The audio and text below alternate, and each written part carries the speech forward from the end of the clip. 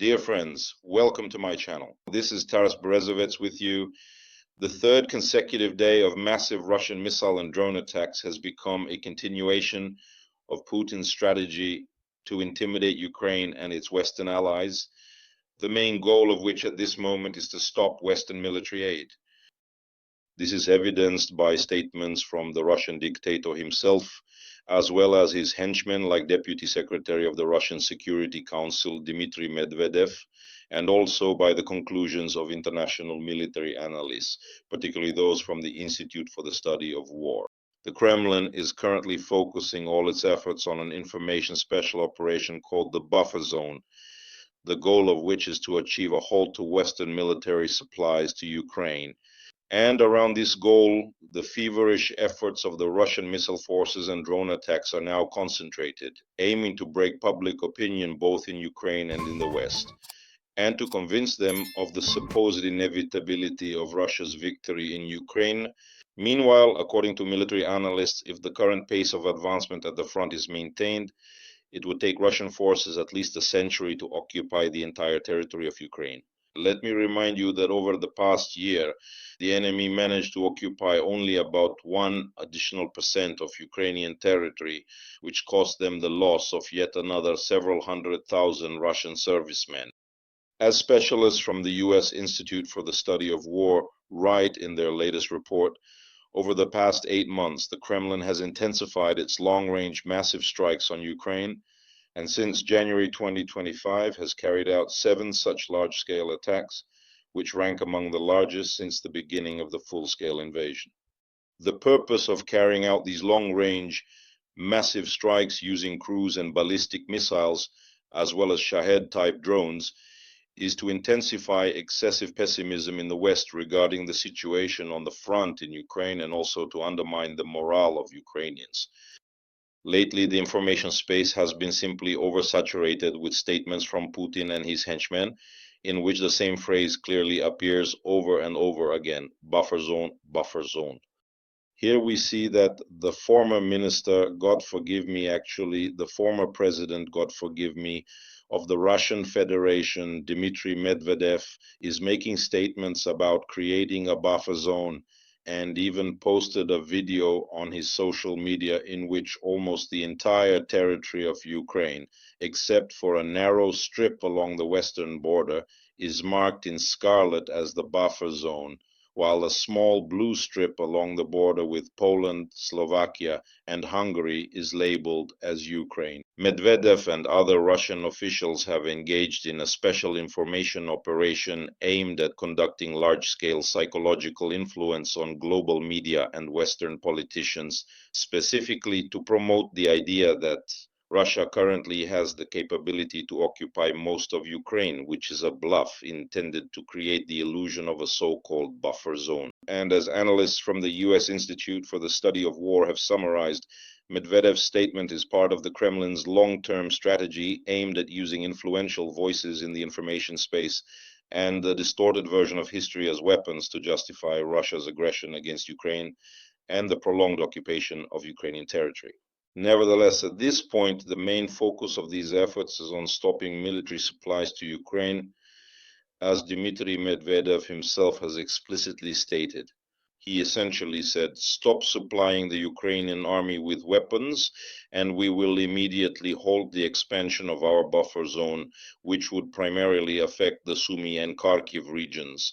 Nevertheless, there are already signs that Russia has currently concentrated a force of at least 50,000 troops on its territory in the Kharkiv direction, with the aim of creating a threat and subsequently launching a full-scale offensive in the summer when the weather permits. And in Russian military reports from Z channels, the date June 15th is being mentioned more and more frequently. It is appearing more and more often as the starting point for a new Russian offensive against the Kharkiv and Sumy regions. Yes, undoubtedly this is also part of the Russian information and psychological operation.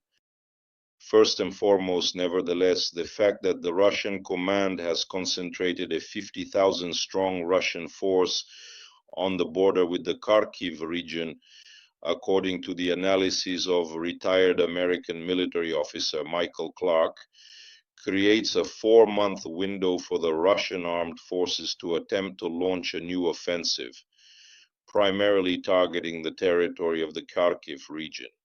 As reported by Sky News, citing the Chief of Staff of the 13th Operational Brigade of the Ukrainian Armed Forces in Kharkiv, Andriy Pomohebus, the Russian army is bringing personnel up to the front line and attempting to carry out assault operations. However, at the moment, all of these attempts have been unsuccessful. Nevertheless, as Pomohebus notes, there is clear evidence that the enemy is preparing for active offensive operations. Additionally, according to American analyst Clark, the assembled group will most likely include elite Russian airborne forces units whose objective is to seize territories adjacent to Kharkiv and Sumy. Let me remind you, both cities are located a short distance from the Russian border. Essentially, these are the largest regional centers near the border in Ukraine. Most of these territories were liberated. This happened during the Ukrainian counteroffensive in the fall of 2022, when the enemy was driven out of both the Sumy and primarily the Kharkiv regions. According to analysts from the British defense think tank RUSI, the Russian armed forces will most likely undertake, and I quote, a soft launch of the summer offensive. In other words, it will not be a sudden invasion, but rather a soft, creeping attempt at an offensive. One should not expect any lightning breakthroughs. Rather, there will be an attempt to push through territory, just as we have seen throughout the past 3 years of the war. That is, a soft launch of the summer offensive with a constant increase in the number and scale of attacks over an expanding area instead of a rapid maneuver involving large mechanized units. And according to Rosa analysts, the first signs of this are already beginning to appear. First and foremost, the inability to launch a rapid offensive using mechanized units is explained by the lack of a sufficient number of armored vehicles, tanks, and infantry fighting vehicles to transport enemy personnel, a shortage and a serious deficit. At the moment, the Russian military industry is capable of producing only about 200 tanks per year, which, given the losses over the past 3 years, does not even come close to compensating for the deficit that has arisen in the Russian armed forces, as analysts from the deep state OSINT project write. In the Kharkiv area, the enemy is constantly attempting to exert pressure and probe the defenses of the Ukrainian armed forces, which, however, is its usual tactic. Now let's return to today's latest, already the third massive shelling, which, as I have already explained, is primarily connected with an attempt to force the West to stop supplying weapons to Ukraine. Finally, on the third day, a reaction came from the American president, Donald Trump. And what did he say? He made 2 statements. The first was on his social network, Truth Social, and then he repeated it at the airfield in a brief comment to American journalists. Essentially, he repeated himself. By the way, there was a curious incident over the weekend. Donald Trump, as always, was playing golf. That's his usual pastime.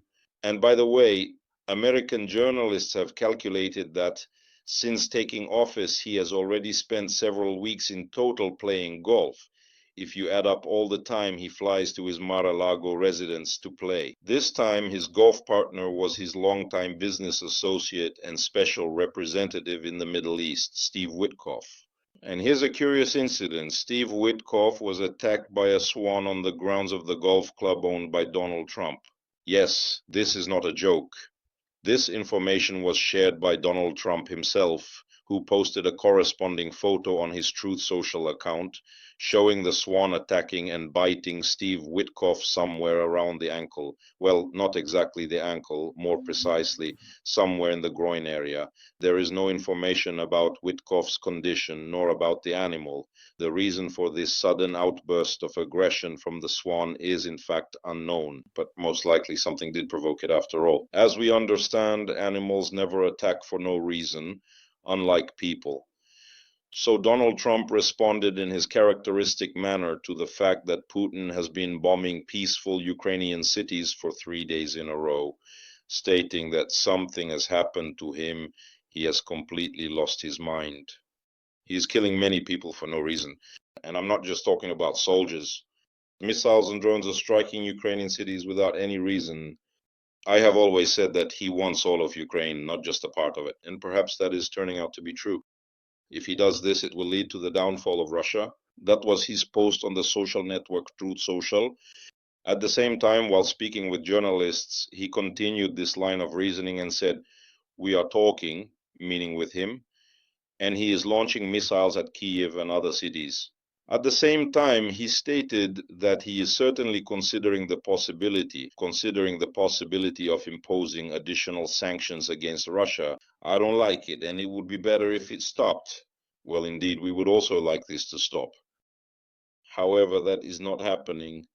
And once again, Trump could not resist criticizing Zelensky, whom he also accused of making the wrong statements, allegedly provoking Putin.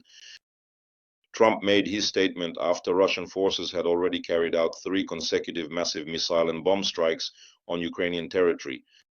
Last Monday, on the 19th, he spoke with Putin by phone. They talked for 2 hours. He publicly stated that agreements had been reached to support direct negotiations between Zelensky and Putin. At the same time, in conversations with European leaders and Zelensky following these talks with the Kremlin, Trump stated that Putin intends to wage war since he is supposedly winning on the battlefield, and therefore Zelensky should negotiate everything himself. Well, wonderful. Indeed, this is exactly the tough response we were expecting. Putin has lost his mind. The fact that Putin lost his mind a long time ago is not really even a diagnosis anymore. It's already a fact, just like, for example, the statement made the day before that supposedly Putin's helicopter was being shot at, that some 46 Ukrainian drones were chasing after him, chasing and chasing, but never caught up. This is practically a lie in the style of Baron Munchausen. He, of course, flew on a cannonball while Putin flew in a helicopter, but in fact, the outcome turned out to be different. After all, Baron Munchausen became a positive character in world literature. That clearly won't happen with Putin. Meanwhile, interesting events are also taking place in Europe. Gerhard Schröder, the former head of the German government and also a man on Putin's payroll, has stopped receiving the money that the Kremlin regularly transfers to him every 6 months. The amount is substantial. 200,000 euros are deposited into his account every 6 months at the German bank Sparkasse, headquartered in Hanover. And now this very bank is blocking all payments intended for Gerhard Schröder. This was reported by the German publication Bild. About 200,000 euros were credited to Schröder's account every 6 months, a monetary reward for his work as chairman of the board of directors of Nord Stream 2 AG. This is the operator of Nord Stream 2. The funds, meanwhile, were transferred from Luxembourg, that is, not from Russia, supposedly from Luxembourg. But starting from mid-2024, the bank stopped transferring Schröder's salary, effectively leaving him with only his modest federal pension. And why is that? It's all because Sparkasse began blocking payments to Schröder after Berlusconi became chairman of the board of directors of the Hanover Sparkasse Bank. He personally criticized Gerhard Schröder. In particular, when he held the position of mayor of Hanover, he wanted to strip Schröder of his honorary citizenship of the city because of his ties to Putin. Representatives of Sparkasse declined to comment to Bild, but as you can imagine, let's just say no one is going to offer their condolences to Schröder in this situation. It has even reached the point where his wife was fired. She lost her job at one time, and he followed in Angela Merkel's footsteps, or rather, Angela Merkel followed in Gerhard Schröder's footsteps. Both of them have become extremely toxic politicians, not only in the world, but also in their own native Germany. This, in fact, is a result of working for the Kremlin. Meanwhile, in response to Russia's massive attacks on Ukrainian cities, corresponding strikes were also carried out on Russian military targets. This is interesting. On the night of May 26th, drones struck industrial facilities in Tatarstan as well as the Tula and Ivanovo regions. In particular, air defense systems were active in Yelabuga. This is in Tatarstan, where the plant assembling Iranian Shahed drones is located.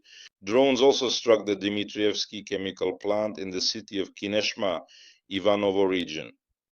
There were also reports of explosions in Alexin and Tula. What was hit there? Well, in Kineshma, Ivanovo region in the industrial zone, there is the Dmitrievsky chemical plant, DCHP, which produces, among other things, butyl acetate and acetic acid. A column of smoke rose above the plant. This is already the second attack on Russian chemical enterprises. Earlier, 2 days before, on the 24th, the Azot chemical plant in the Tula region was also attacked. It produces ammonia and nitrogen fertilizers. Their acid storage tanks were damaged and 3 people were injured. This plant produces substances that are used for military purposes, in particular ammonium nitrate, methanol, and argon. Well, this is positive news. It is also reported that hundreds of Ukrainian drones attacked Russian military targets yet again overnight. And this is being reported by international media as well. Regarding the creation of a buffer zone, there was a corresponding statement yesterday from the Russian Ministry of Defense, which confirmed the announcement. More precisely, it repeats the statement. On May 22nd, Putin announced that the Russian armed forces had been ordered to begin creating a buffer zone. And on May 25th, the Russian Ministry of Defense stated that the Russian armed forces had begun carrying out the task of establishing a security zone along the Russian state border. This was announced by the head of the press center of the North Troop Grouping, Yaroslav Yakimkin. According to him, Russian troops are advancing through the territory of the Sumy region. This information has not yet been commented on by official sources in the General Staff. And one more piece of positive news for today. In the Belgorod region on the evening of May 25th, there was an explosion under a train. According to preliminary information, the train ran over an explosive device that had been planted under the tracks. This was reported by the governor of the Belgorod region, Vyacheslav Gladkov. He stated that the railway's overhead contact system was damaged and train traffic has been temporarily suspended. The explosion occurred in the Novoskolsky district. As a result of the explosion, a power line support also fell onto the railway tracks and the railway's overhead contact system was damaged. Earlier, Russian military telegram channels reported the infiltration of Ukrainian sabotage groups into the territory of the Belgorod region and neighboring areas, particularly the Bryansk region, claiming that they operated deep inside, allegedly reaching almost as far as the regional center. That's it. They kept searching for them, but in reality, no actual saboteurs were ever shown to the public. Well, maybe they'll catch some homeless people, obviously dress them up in Ukrainian military uniforms, and then present them as Ukrainian militants, members of nationalist formations from sabotage and reconnaissance groups. Well, something along those lines. That's how it all happens, kind of stupidly, as usual, in the style of General Konashenkov. Let me remind you about this graduate from Moldova who studied at the Zhytomyr Military Institute. Yes, that was an unpleasant fact, but nevertheless, as we know, there are a lot of ethnic Ukrainians among Russian military personnel, as well as Russians born in Ukraine or those who graduated from Ukrainian higher education institutions. As we say in Ukraine, if you want, there's always a rake to step on, well, which once again shows that a traitor has no nationality. A traitor only has his own endless sense of greed. Friends, those are the news updates for today. We'll continue to follow the developments. Don't forget to subscribe to the channel and leave your comments. What do you think is behind Putin's strategy of announcing the creation of a buffer zone? Take care of yourselves. Glory to Ukraine. Glory to the armed forces. Glory to the Ukrainian Special Forces. Glory to the Ukrainian Territorial Defense Forces. This was Major Taras Berezovets of the Ukrainian Army with you. See you next time. Bye-bye.